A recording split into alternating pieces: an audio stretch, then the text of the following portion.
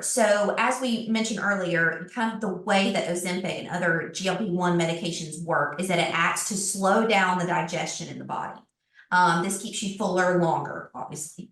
And so what has happened though, is that the stomach is being slowed down so much that it basically can become paralyzed. And it can lead to a multitude of issues. And then Ozempic can also, in some patients, cause the opposite. It can cause cyclical vomiting that requires an ER visit, excessive diarrhea, things that are so severe that you have to be hospitalized for them, as well as some gallbladder issues. We've seen a lot of gallbladder removal cases, and just kind of a myriad of other GI issues that require some form of either treatment or surgical intervention.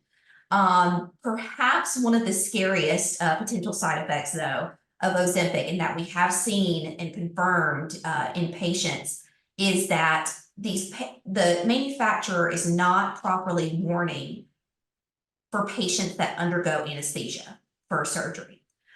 You are supposed to not have any GLP-1 medication in your system for at least a week before your surgery. And before they were properly warning for that, there was the issue of people undergoing surgery and still having food in their stomach, which you are not supposed to have when you undergo anesthesia.